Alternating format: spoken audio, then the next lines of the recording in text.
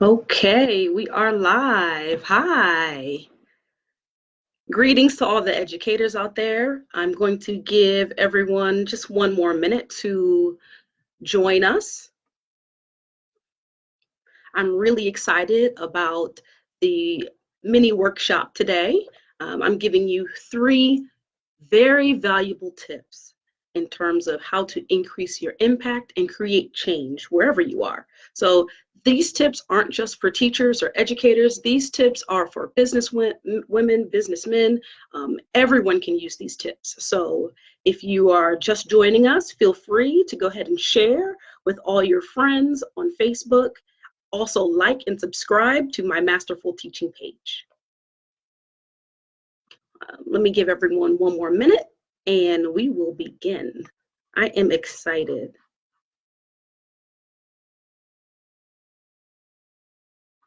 All right.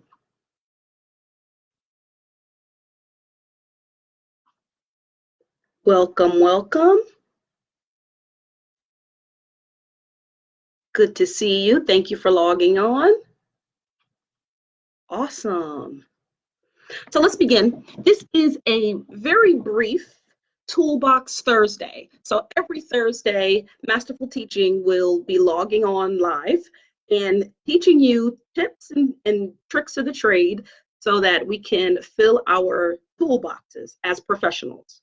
Today is our first Toolbox Thursday, so yay! I'm really excited to be sharing something phenomenal with you.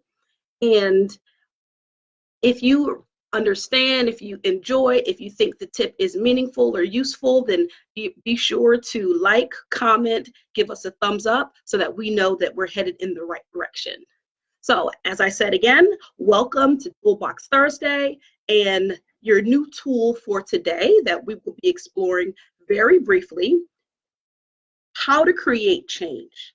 How to create change. So as professionals and educators, we know just it's in our gut that change needs to happen.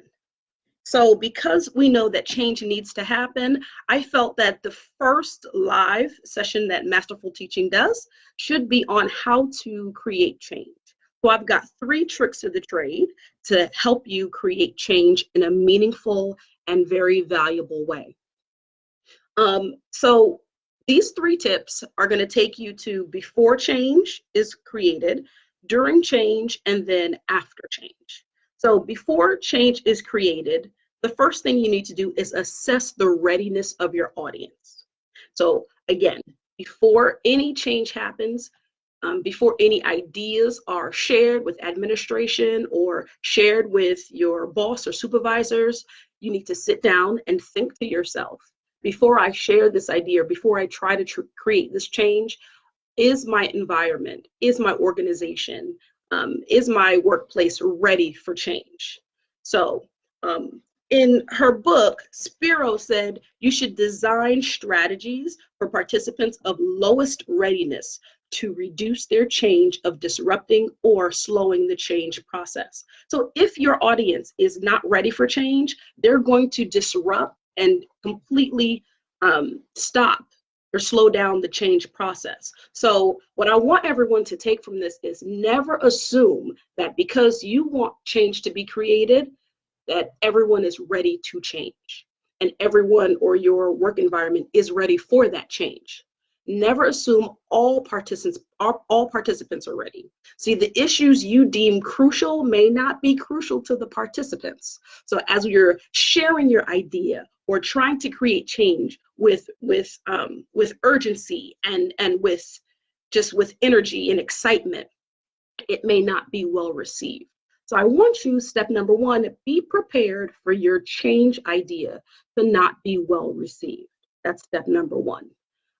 You're going to need to assess the readiness of each activity, each idea that you actually have. Assess if your environment is ready for that change. If they are ready for that change, then that brings us to our step number 2.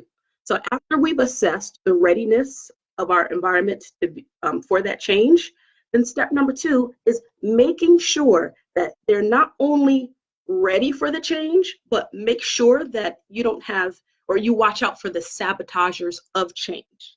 So where your audience, teachers and professionals alike may say, yes, we need this change. This is a really good idea. Let's go ahead and get started.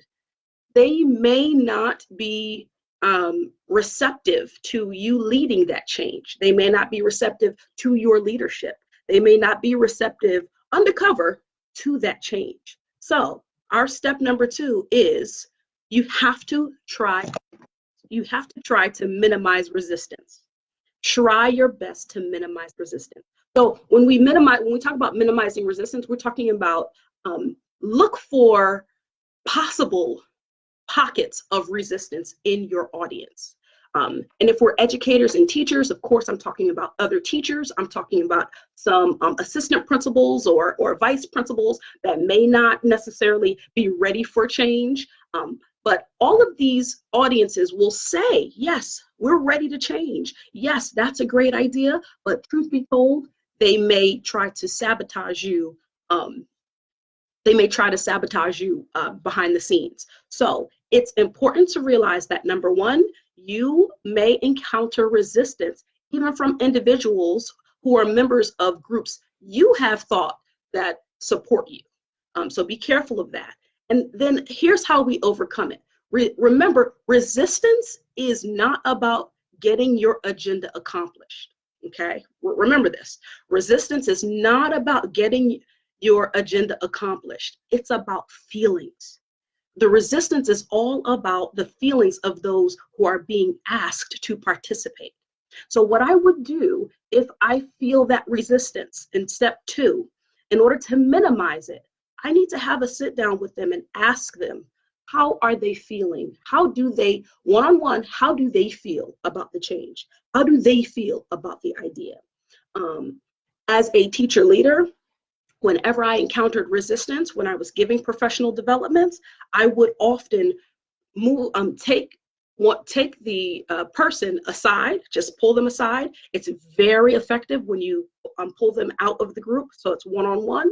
Pull them aside and just have a one-on-one heart-to-heart conversation with them. If you can't do it right then and there, while the change or while the idea is being orchestrated, then make sure you take time immediately, like the next day or immediately after the workshop, to speak with them about their feelings. It is also essential that you do this one-on-one. Don't try to do this with a small group of their friends, because you will then, of course, find more resistance. Now, lastly, I know you're on your lunch break, so I want to keep this short and sweet. Last thing is sustaining the change. So after the change is occurred, we've got to sustain the change. You definitely don't want to be known as a leader that comes up with good ideas and then the execution is great, but then it fizzles out. So step number 3, according to Jody Spiro, the author of this book, is you've got to make sure that you sustain the change. If the change is to endure, the next generation of change leaders must be trained. So with that being said, it's not just good enough to create change, but it's also essential that you become a teacher or trainer of that change. Now, with that being said, identify your core elements of your idea or your topic or your change, and make sure that you are not only passing them to your organization or to your school or to your administrators, but make sure that you're also teaching someone one-on-one or a small group of your peers the value behind the change. That way, whether you decide to stay with your organization or whether you decide to go, the change is in place, the ball is rolling, and people have bought in to your idea. So that's the best way to increase and maximize impact. As I said, I know everybody is probably on their lunch break, so I was going to definitely keep our Toolbox Thursdays short, sweet, and simple. It's good to see you, Nicole. Lamar, it's really good to see you. Jason, it's really great to see you. So I have a question here from Lamar. What about sending them an email? Sending them an email about the change? Is your question about sending them an email about the change or about your idea? I just know as a professional that a lot of times emails get lost.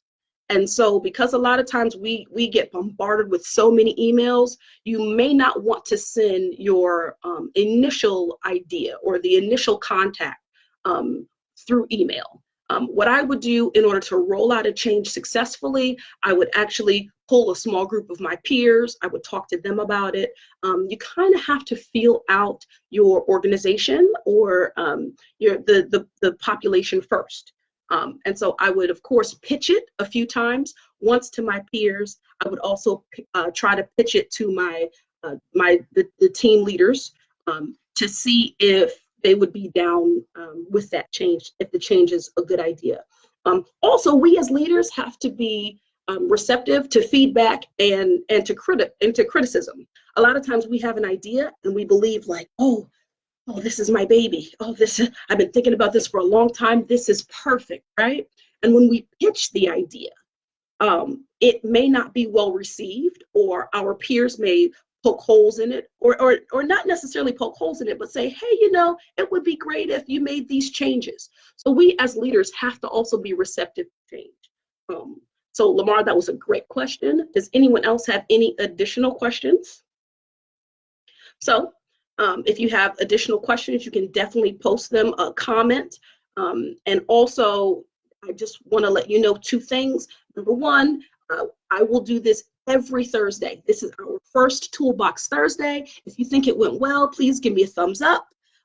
If you think I need to make some changes, it's okay. Comment, let me know. I have thick skin as a leader, so let me know if you think I need to make some changes. Maybe you would like Toolbox Thursdays to be a little longer. I'm trying to keep it below 10 minutes so that people can enjoy while they're on their lunch break or while they're eating. And so if you have any tips of the trade or any suggestions, feel free to comment below. The next thing, I would really appreciate it because I'm starting my own business. The name of the business is Masterful. So I would appreciate it